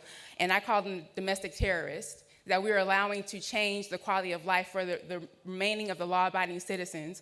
And what we did, we decided to put together every single level of law enforcement and focus on specific issues from gang intervention and prevention to human trafficking and also an education component. As a result, we were able to heavily reduce domestic trafficking within our city through new legislation. We eliminated hourly motel rentals. There is not a tourist around that would rent a hotel room for 1 hour. That's something basic that cities can do. We also were able to shut down various motels within our community that clearly were not being constructive, and they were aiding and abetting with illicit activity. We also were able to work with the FBI, our various regional law enforcement agencies, the DEA, and our sheriff's department to do joint stings to be able to take down a multi-million-dollar prostitution ring. Those are just some of the things that we did within our community. In addition, I have been, in recent months, working directly with our gang members. I had to sit down with the most dangerous, prolific gang members within my community, and I said, you guys have a choice to make. Either you're going to continue to shoot one another until there's a last man standing, or you'll put the guns down and pick up a vocation or a new business or a new way of life, because at the end of the day, I believe that African-American men are the white elephant that no one's talking about. When we look at the projections with demography and all of those projections, if we continue to do nothing, 20 years down the line, what will be the state of African-American men within our community? And I believe that also Latino men are coming right after that. And so moving forward, I'm happy to report that within our city, we do have a truce between our Crip gang members. Working with the Pyrus and the Latino gang members are next. And my big ask for them is that if you decide to stop the violence, we can enroll you within our empowerment program, because you have to be able to replace negative with positive. And so what we've done, we've formed a collaborative with our Compton courthouse judges, and if they are enrolled within our 12-week program, they're able to receive free legal services for expungement. They're also able to be able to remove themselves from parole and probation after time served. They're also able to be able to come together collaboratively and form businesses that really focus on supportive services within our community. We've also been able to be successful in forming a new nonprofit that's really an empowerment collaborative, and that's something that we're very excited about. In addition, is vocational training and local jobs and hire. So we passed a local legislation last year for 50% local hiring for new public investment projects. We also are getting ready to do a massive infrastructure development within the city of Compton. We have about 128 linear miles of roads that need to be repaired, and so we're going out to bond for that. We have a 30-10 plan with Metro, which means that we'll be able to double our money and be able to put more people back to work and address the infrastructure needs within our community. That's a huge incentive, and it's a huge opportunity for people within our community to be able to get back to work. Secondly, we're focusing on youth development, and we have a 1% campaign that mandates 1% of all funding of law enforcement that's spent within the city of Compton. There has to be a 1% match for youth development within our community. And we have a prevention program, we have enrichment programs, we have leadership empowerment experiences, we have exposure, we're addressing self-esteem, employment, thank you, I see that. Also mental health and trauma. And there's one fact that I would just like to leave you with, that our kids in urban communities are systematically suffering from post-traumatic stress syndrome in just prolific proportions greater than those people that are exiting wars for our country. And our kids are dealing with these issues every single day. And so there's a huge need for mental health services within urban communities. And we're providing those services directly to our kids and also to those people that are deciding to leave the life of being involved in gangs. The third is economic empowerment. We have educational attainment, vocational development programs. We have a Compton 2030 plan that's forecasting the job growth for the next 15 years. We're also one of the communities designated in the Industrial Manufacturing Communities Partnership with the federal government, and so we're very excited to be able to put together those advanced manufacturing programs and opportunities to get people back to work and also be able to provide them with an opportunity and a pathway out of poverty. Lastly, I believe we need reforms. The only way to change outcomes is to change policies, and that's really what motivated me to become an elected official. I always thought that politics was just not for me, and I really wanted to be a practitioner, which was what I did for the last 10 years. But I recognize that in order to have systematic change, you really have to be able to be at the table when those decisions are made. You have to be able to bring resources directly to your community, and you have to be able to provide a voice and fight for those people that do not have one. And so I think that we are at a point where we have an opportunity to decide whether or not we're going to continue with the status quo with our public education system. I think it's unfortunate when we can call a system public, but there's a huge difference and disparity in the quality and the level of education and outcome that people are able to receive just based on their zip code. There's an inequality there that I think has to be addressed in order for poverty to be addressed in the long term within our nation. Lastly, the American dream is really about education equals success. And when we think about what does indivisible mean, we mean that we're joined together. And when we're joined together, we should rise together. And when we look at the disintegration of the middle class, there is something wrong, and we have an opportunity to change the course and the trajectory of what that means to be a middle class citizen in the United States of America. Also, liberty is the freedom to choose, which implies inherently access. We have to provide access to people in poverty in order to be able to allow them to uplift themselves from poverty. I was given an opportunity out of poverty, and I think that most children that have that same opportunity will choose upward mobility instead of the continued status quo. Lastly, justice is about equality, and we have to fight. If we don't fight for those people that do not have a voice, then we're going to continue to be here another 15 years talking about that we're in a worse situation than we were before. And so I just implore all of you that we can, let's together beat the drum for justice, as was said earlier. And I think that it's imperative for the survival of what America is to us today. Thank you all.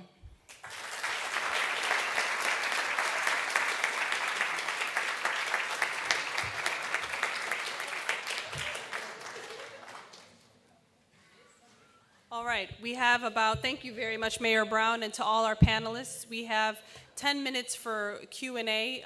Josh and Roundtable will have mics. They will come to you if you raise your hand. We've talked about a lot here, and so I want to make sure we get some questions and answers. So if you have a question, raise your hand. Please keep it brief. And then there are also, after Q&A, we'll return for concluding remarks from the panelists. So I will ask the first question, since we've talked about everything from initiatives like the Juvenile Detention Alternatives initiatives that Annie Casey's responsible for, examples of things that are working on the ground. We've talked about messaging and reframing the kinds of discussions we're having around Black youth in the juvenile justice system, telling the history, the stories, and changing the metrics with which Mr. Stevenson alluded to. And so we've got a conversation about education. We've got a conversation about the importance of looking at African American men, and we have a federal initiative, My Brother's Keeper, that's looking at all of these within a racial lens.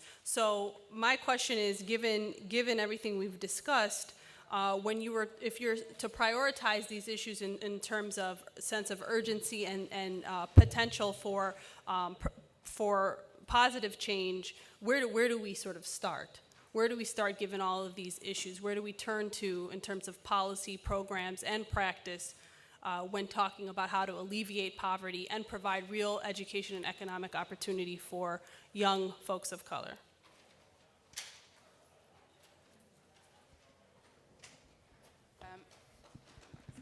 Testing. I would recommend that from a national perspective that we could properly frame what's going on within our institutions, because I remember being in college and there was a whole host of kids that didn't even believe that racism still existed. And so until we can be able to properly identify what racism is today, what the outcome is, and really what that means systematically, and be able to have a national discussion around that, and then also be able to frame policy that properly provides prescriptions to be able to alleviate those issues, and then be able to trickle down to the local level. But we have to be able to, as a nation, number one, accept that racism still exists, and that is still existing within our current policies and laws within the nation, and then also be able to provide realistic expectation and resources to be able to address those issues in the long term. Because we can't be able to move forward from the problem if we don't, number one, acknowledge that one still exists. Other comments from the panelists? I'll just speak very quickly on this, and that is that I don't know what the number one thing is. I don't know what the best thing we can do is, but I can tell you that we are so close on really, really cutting down on juvenile incarceration and detention that we can almost finish that job. I feel like we are so close on this to understanding that kids are different, that we need to treat them differently, that we need to stop locking them up for really, really stupid things that really, and it's been said by many of the speakers here, so many of us just got away with. That if we stop that we will make a huge impact on stopping poverty, on giving kids a chance, on increasing the performance of this country, because every kid will have a chance to compete. And I would just love to see us put an incredible effort at doing that, because, you know, I have the same expiration date that Carol does, that Bob does, and we got 30 months to get something done. And I think that's something that we can change this country with pretty quickly. If I could just, on that point, I really appreciate what Roy just said, because I do think when we create expectations and articulate what the objectives are, I mean, you know, I do a lot of work in the adult criminal justice system, and I'm not shy about telling people we want to reduce the prison population in this country by 50% in the next 8 to 10 years. And we may not get there, but until we begin to define what is a reasonable expectation, we're not going to actually be able to measure it very well. And I think, you know, we should be talking about, well, how many children can we get out of detention in the next 30 months? How many communities can we get to replicate what this wonderful mayor is doing in Compton, California? I mean, when she's talking about bringing in gang leaders and negotiating truce. It's that relational thing that actually has a huge impact on the community. Not only does it help those young men whose lives are at risk and threatened, they're high-rate homicide risks, not only does it help them, but it helps everybody in that community begin to reconcile themselves with a place that feels more like home. But why isn't every mayor doing that? And I think we should be very intentional in saying we want 100 mayors to replicate what this wonderful mayor in Compton has done over the next 2 years, and put that challenge out to the mayor's conference, put that challenge out to people, because I think we need that kind of precision to get people to move past where they are. They've been comfortable with the status quo for so long. If we don't make them uncomfortable with a very direct challenge, I'm afraid they'll just keep watching. And that's why I think that's the priority in my mind. I would just add, because I think that the idea of taking it head on is exactly right, that I think one of the, just as, politicians can feel happier when the economy is doing good because you look good, I think juvenile justice officials look good because crime's down 50% over all this time. And so basically our institutions are half as full as they used to be, not so much because of things that have happened intentionally, but because of the fact that crime is down so much. And so the likelihood that a kid who gets arrested will end up getting locked up is almost the same as it was 20 years ago. We know so much more than we knew 20 years ago about how to work with kids. The system that we're, 20 years ago that we would want to change is one that we shouldn't be even close to now. So I think that's exactly right. When we look at systems, we work in St. Louis. St. Louis is the kind of place that probation caseloads were 100 to 1. They're 15 to 1. So when you think about what you could do in a place where that's what you're working with kids, that they're not just numbers or nameless or faceless kids, that now you're actually able to do some good with them, I think that opportunity is very different now than it was even 10 years ago in the system. Great, thank you. Attorney General Mason. I'm glad that Brian said we should be replicating what you're doing. I wanted to drill down and understand a little bit more. Did I hear you right and say that every dollar you invest in law enforcement, you're also investing in youth? 1% of that total law enforcement budget Okay. as a minimum, but we're actually 20% of that threshold. But that's still huge. What kinds of things are you doing with that reinvestment? Tell me a little bit more about what that looks like. We have leadership empowerment programs for our kids, and we're taking them through various stages of leadership development, and we have exposure, we hold them to standards, we are able to map out educational and vocational attainment, and then we have a summer component, and then throughout the year we meet with them twice a month and be able to kind of tune them up on certain issues, and then also continue with the exposure. And I've brought in college students to be able to help manage that program, but it's had a phenomenal impact. We've measured where the kids were, what were their outlooks in terms of their personal views of themselves and also of society. And what we've challenged them to do is to create policies that they want to implement within their community. So they've come up with initiatives as capstone projects to eradicate human trafficking, to invest in more youth empowerment, to be able to have an anti-bullying campaign. And they've really been able to, they're really brilliant. I think our kids really have the answer, but being able to have that place where kids feel safe, they're empowered, there's a standard, we impose discipline, and also be able to just allow them to understand that there's a huge world out there and that you can actually have an impact. And we took a lot of the anger that they had and really turned it to something positive, and so that's really the model that we use with our kids. And we also have mentorship programs throughout our middle schools that connect with our high schools, and we focused in really in support of the President's My Brother Keepers initiative. We started out with our males in the middle school program, and now we have them in our in all the middle schools within the city, and then also the high school component, and now we're rolling out the Sisters program, and so we have a mentorship program for young ladies as well.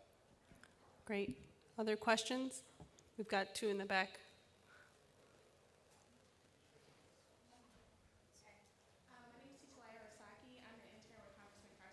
My question is, what do you see as the best means of addressing disparate enforcement of drug crime in African American communities, as well as addressing militarization of law enforcement and community policing as well?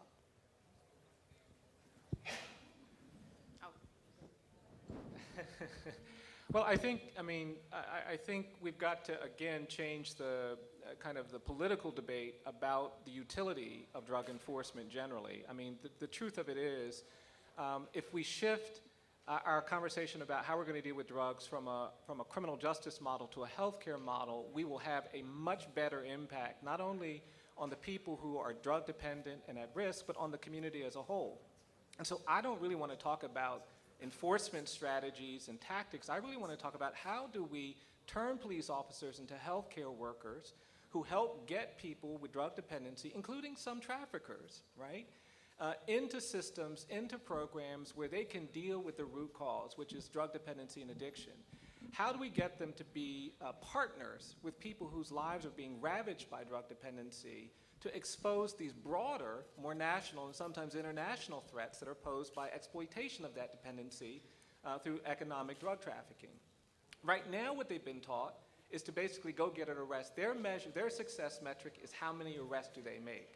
And that's what I mean by changing the metric. We need to see that as a measure of failure for a community when these arrests are up that high. Now, it means cooperation from state and federal. I'd like to see all the federal dollars that go into these drug task forces and all of that stuff cut by like 80% and reinvested in strategies that would shift communities from criminal justice models to health models. We've got such great data out there that show us how health care models work that I think if we shifted those dollars to providing services, creating more treatment facilities, et cetera, and get police officers to see that it's their duty to help these people manage it, that's how we eliminate the race disparities, because then what you'll see is that we don't have the same incentive to target poor and minority communities, because it's all about help then.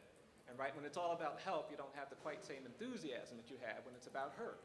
And changing that dynamic is really key. But for me, that's where we have to have the conversations, how we shift from this crime punishment paradigm to a healthcare paradigm that basically sees alleviating drug dependency as an objective, not a mechanism for incarceration.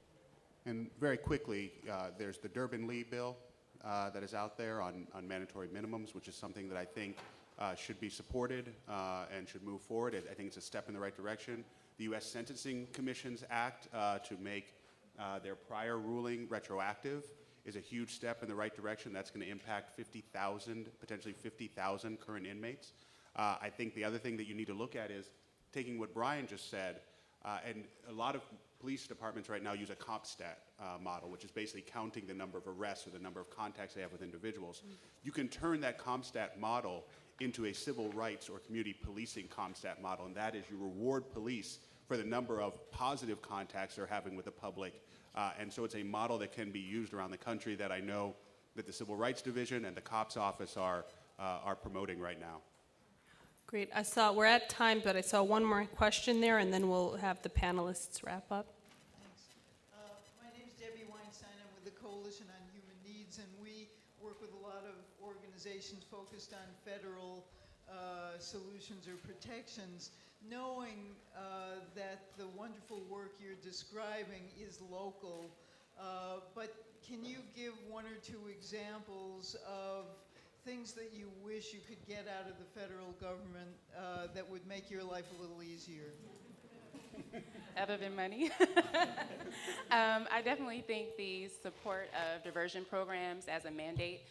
There's a definite connection with the mental health disparities in urban communities, and I think that really the diversion and the decriminalization of issues such as drug enforcements and various issues. And I think as a whole, really having the direct pipeline to communities from the federal government and also from the state, because most cities are connected with some form of regional government. And so while there may be resources that come from the federal government to the state level, dispersed regionally, it could be dispersed even more from that point to really communities like Compton that truly have a great need.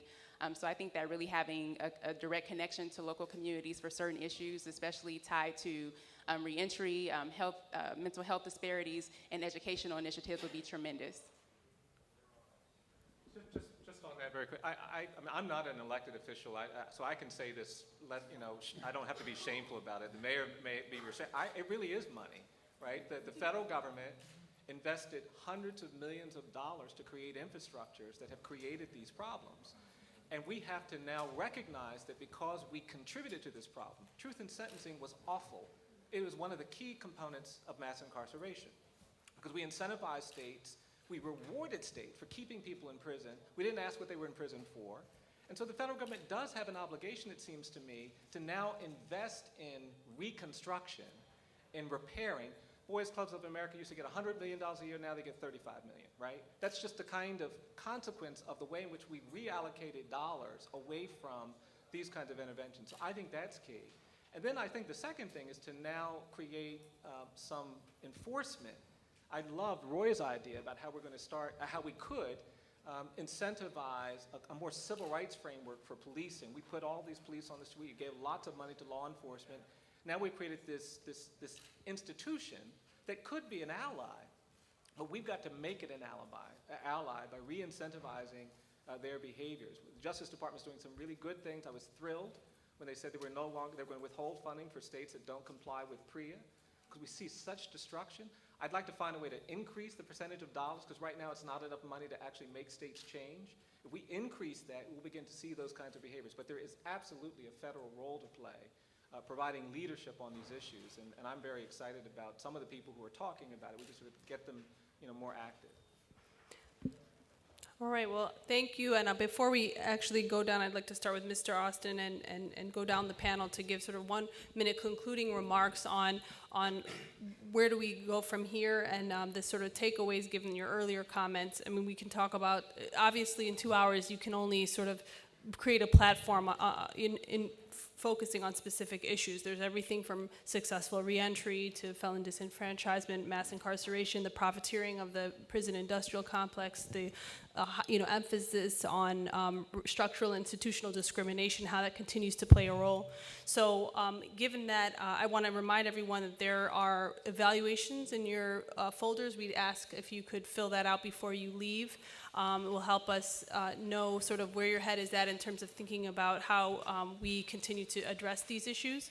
And that being said, I'd also like to thank tremendously our panelists for joining us with the Congressional Black Caucus Foundation to focus on these issues, and also commend you for the wonderful work you're doing on the ground and locally and federally. So thank you very much for that.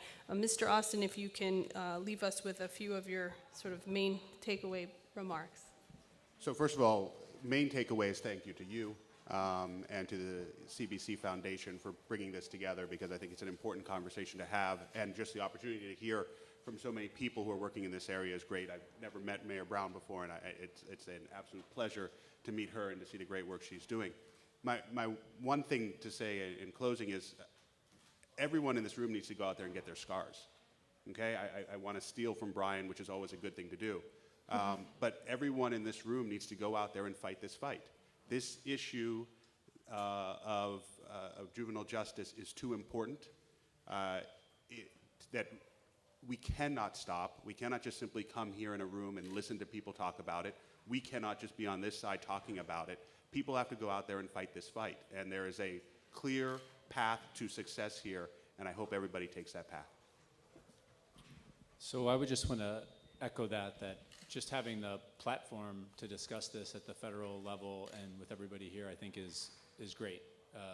That juvenile justice gets talked about in small courtrooms and probation offices around the country, and that frankly there hasn't been a lot of attention to the federal level, which is one of the great things about Bob Listenby being in his role, because I think states and localities have largely looked inward and not up to the feds to make a difference because of the way the systems are created. So it is a tremendous opportunity. I would say one more thing would be, we didn't talk about what the books on your tables talk about, which is raising a question that I would just want to leave people with, which is what we have okay for any kid when it comes to the way we lock them up? Think about the kid we could all agree doesn't belong on the street of whatever town you live in. Would you be okay with the idea that they're in facilities that have such bad outcomes, that have such bad conditions? And while we've reduced incarceration so dramatically around the country, we haven't done a lot to fundamentally change where we house the kids who are still there. And I think that's a big question that we should still be talking about. I would just say that it's been a true pleasure and honor to be here, and I believe that we have an opportunity to change the criminal justice system and the model for incarceration. For all of the funding, we understand that prisons are big business, but what if there was a federal mandate that required for prisons to put a certain amount of money for youth development and enrichment at the state level, because as a whole, we understand that funding is continuing to contract for youth development. There are fewer and fewer Big Brother programs, or fewer and fewer enrichment and development centers for kids, but how do we have a real expectation to change the prison pipeline if we don't actually focus and prepare our kids and prevent them from going into that same direction? And so I really believe that we need to find a way to directly fund youth development and enrichment at a federal and a state level as a bottom line mandate, because as we continue to see prisons are being more and more profitable, and we're forecasting more and more prisons being built throughout the nation, what about our kids? What about the future of our families and our communities? And so lastly, I would just implore all of you all to just continue to think about how we treat our children in terms of incarceration.